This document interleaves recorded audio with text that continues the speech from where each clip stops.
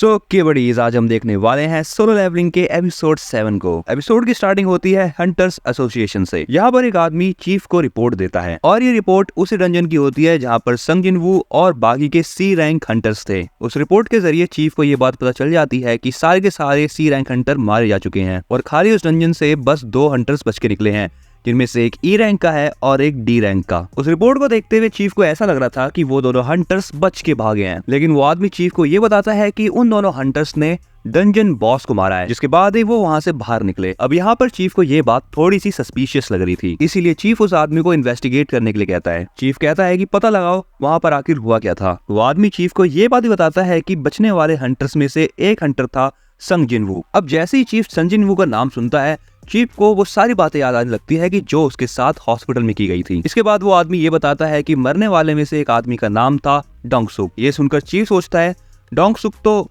Dongsu का भाई है, तो इस चीज पे थोड़ा सा ध्यान देना चाहिए। इसके बाद अगला सीन जिनवू के घर का होता है। सन जिनवू रेड से आते समय घर पर कुछ सामान भी लेके आया है। जिनवू अपनी बहन को सामान पकड़ाते हुए कहता है, मैंने मॉम की दवाइयों के लिए पैसे जमा करे हैं। यहाँ पर खाना खाते हुए जिनवू की बहन उससे पूछती है, तुम्हें पिछली रेड में अच्छे पैसे मिले, लेकिन इस बार तुम्हें एक भी इंजरी नहीं मिली, हो सकता है तुम्हारे साथ वाले हंटर्स ज्यादा पावरफुल होंगे। जिनवू इस पर कुछ अच्छा रिप्लाई नहीं देता और सबको बताए क्यों। जिनवू यहाँ पर साथ ही साथ ये बात भी सोचता है कि कैसे उसने बिना डरे सारे के सारे हंटर्स को मार दिया, और अगर वो अभी पुराना वाला जिनवू होता तो वो ऐसा नहीं कर पाता और शायद वो मर भी जाता। जिनवू यहाँ पर बियर पी रहा होता है कि तभी उसको एक नोटिफिकेशन आती है। यहाँ पर उसका सिस्टम ये बता रहा होता है कि तुम्हारी बॉडी में एक हार्मफुल चीज डिटेक्ट हुई है, लेकिन तभी उसका सिस्टम उसकी बॉडी को डिटॉक्सिफाई भी कर देता है। इसके बाद खा पीकर जिनवू अपने रूम में सोने के लिए चला जाता है, लेकिन जैसे ही वो थोड़ी देर सोता है, उसकी बहन आके उसे जगा देती है। जिन्हा जिनवू से कहती है, कोई जिन्हो नाम का लड़का तुमसे मिलने आया है। इसी के साथ जिन्हा जिनवू के रूम में बहुत सारी बियर कैंस को देखती है, जिस पर जिन्हा उससे ये भी कहती है कि इतनी बियर्स मत पियो, ये पॉइजन हो सकता है। जिन्हो जिन्हा से कहता है, तुम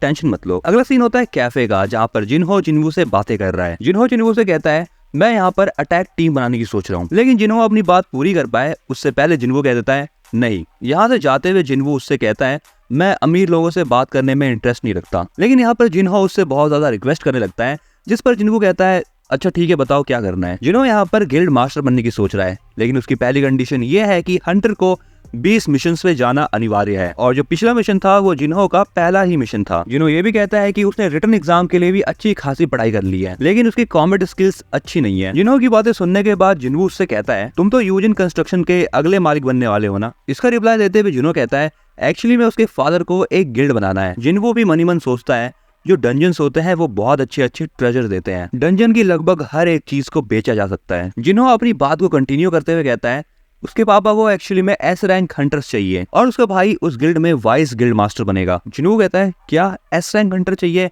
लेकिन पूरे नेशन में खाली 7 एस रैंक हंटर्स हैं। जिन्हों बताता है कि मिन युंग गू नाम का एक एस रैंक हंटर था, जिसने कभी भी कोई भी गिल्ड ज्वाइन नहीं करा और अब वो रिटायर भी हो चुका है। जिन्हों उसे एडवाइस देते हुए कहता है, अगर तुम किसी और गिल्ड से एस रैंक हंटर लाने की सोच रहे हो तो बिल्कुल ही मत करना, ऐसा हो सकता है कि इससे तुम्हें बाद में दिक्कत हो। जिन्हों कहता है कि उसकी भाई की अभी तक हंटर अवेकनिंग नहीं हुई है, इसीलिए वो गिल्ड मास्टर नहीं बन सकता। इसके बाद जिन्हों जिनवू से रिक्वेस्ट करता है कि प्लीज मेरे साथ रेड पर चलो, क्योंकि मैंने तुम्हारी एबिलिटीज को देखा है और तुम बहुत कमाल का लड़ते हो। ये कहते हुए जिन्हों जिनवू को एक फाइल देता है। जिन्हों जिनवू को ये बताता है कि जिस बिल्डिंग में अभी हम बैठे हैं ये जल्द ही गिल्ड ऑफिस बन जाएगा। वैसे इस बिल्डिंग की वैल्यूएशन 30 बिलियन है, एंड इसी के साथ जिन्हों जिनवू को 30 बिलियन ऑफर भी कर रहा है। इसका मतलब यहाँ पर यह है कि अगर जिनवू जिन्हो के साथ 19 मिशंस पे जाता है, तब जिन्हो उसको 30 बिलियन देगा। अब येन या वॉन ये कंफर्म नहीं है, बट अगर मांगा के हिसाब से बताओ तो ये 30 बिलियन वॉन है, और अगर मैं तुम्हें इंडियन करेंसी में बताऊं तो ये हो गया बहुत सारा पैसा। जिन्हो मनी मन ये सोच रहा होता है कि अगर मैं ऐसे ही लेवल अप करता रहा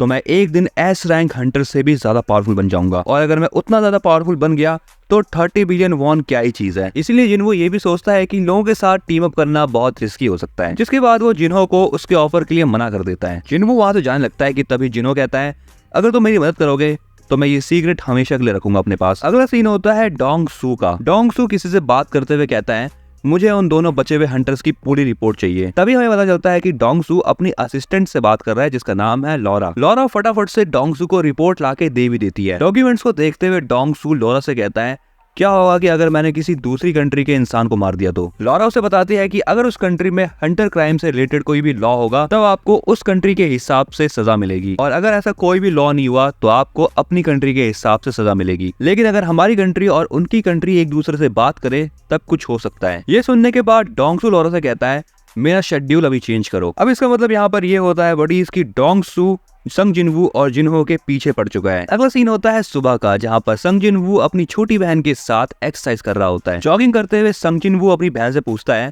अगर तुम्हारे पास 30 बिलियन वॉन होते तो तुम क्या करती। जिना कहती है कि वो अपने मॉम के हॉस्पिटल्स के बिल और कॉलेज एंड ट्यूशन फी को पे करती, और बचे हुए पैसों को वो कुछ नहीं करती क्योंकि ये बहुत ज्यादा पैसे हैं और उसको समझ नहीं आ रहा कि करना क्या है। जिनवू अपने सिस्टम को चेक करते हुए ये देखता है कि वो 10 किलोमीटर की जगह 11 किलोमीटर भाग चुका है। इसी के साथ उसने 100 की जगह 102 पुशअप मार रखे हैं। इसलिए अब वो अपनी लिमिट्स को बढ़ाने की सोचता है। इसलिए अब वो थोड़ी सी और रनिंग करता है, जहाँ पर वो चेक करता है कि वो 20 किलोमीटर दौड़ चुका है। एंड इसी के साथ उसने 200 सिटअप्स मार रखे हैं। इसके बाद उसका सिस्टम उसको एक रिवॉर्ड देता है एंड इस रिवॉर्ड में उसको एक की मिलती है। जिनवू का सिस्टम उसे बताता है कि ये चाबी है डीमन कैसल की, और ये डंजन उसको मिलने वाला है डाइसुंग टावर सोंगपा में। बट इंटरेस्टिंग बात ये है कि ये डंजन एक एस रैंक डंजन है। सिस्टम जिनवू को ये बताता है कि उस कैसल के अंदर जिनवू को एलिक्सियर ऑफ लाइफ मिल सकता है, जिसका यूज करके वो किसी भी बीमारी को ठीक कर सकता है। जिनवू ये सोचता है कि अगर उसको एलिक्सियर ऑफ लाइफ मिल गया तो सबसे पहले वो अपनी मॉम को ठीक करेगा। अगला सीन होता है रात का, जहाँ पर संग जिनवू फाइनली उस गेट को चाबी से खोल देता है। अंदर जाते हुए जिनवू ये भी सोच रहा है कि अगर उसके साथ कुछ गलत होता है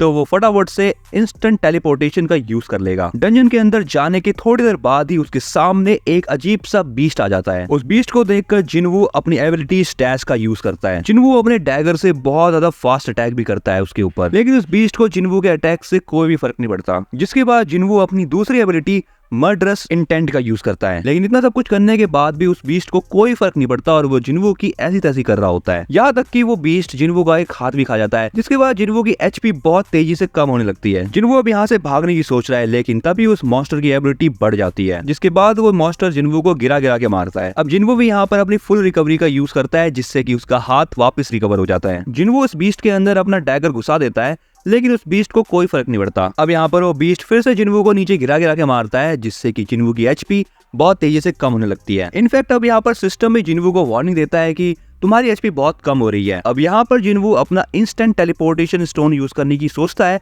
लेकिन वो बीस्ट जिनवू के ऊपर फिर से अटैक कर देता है, जिससे कि उसका स्टोन उसके हाथ से छूट के गिर जाता है, जिसे देखकर जिनवू वहां से बहुत तेजी से भागता है और कहीं जाकर छुप जाता है। अब उसे समझ नहीं आ रहा कि अब वो यहाँ पर क्या करे, लेकिन तभी उसको याद आता है कि उसके सिस्टम में एक शॉप भी है और उस शॉप से वो 3 हीलिंग पोशन खरीद लेता है। उन तीनों पोशंस को पीने के बाद उसकी एचपी 300 पॉइंट्स बढ़ जाती है। खाली 300 पॉइंट एचपी को बढ़ा हुआ देखकर जिनवू सोचता है ये तो बहुत कम है। अब वो यहाँ पर थोड़ा दिमाग चलाता है और वो पॉइजन पी लेता है। जैसा कि हमें शुरू में दिखाया गया था कि पॉइजन को पीने के बाद या फिर कहे अल्कोहल पीने के बाद उसकी बॉडी ने उसको डिटॉक्सिफाई किया था, जिससे कि उसकी एचपी भी बढ़ गई थी। इसके बाद जिनवू फिर से उस मॉन्स्टर की तरफ जाता है एंड अब इस समय पर उस मॉन्स्टर की स्किल डीएक्टिवेट हो चुकी है। इसका मतलब यहाँ पर ये हुआ कि जिनवू ने जो भी पहले अटैक किए थे उन सब का असर अब उस मॉन्स्टर के ऊपर दिखाई दे रहा है। अब ये चीज देखने के बाद जिनवू उस मॉन्स्टर के ऊपर फिर से अटैक करने के लिए आगे बढ़ता है, लेकिन वो मॉन्स्टर उसको बहुत ज्यादा मारता है। इनफैक्ट वो जिनवू के पेट में अपना दांत भी घुसेड़ देता है, लेकिन जिनवू यहाँ पर हार नहीं मानता और वो अपने डैगर से उसके मुंह के ऊपर अटैक करने लगता है। अब यहाँ पर जिनवू उस मॉन्स्टर के मुंह पे इतने सारे अटैक करता है कि वो मॉन्स्टर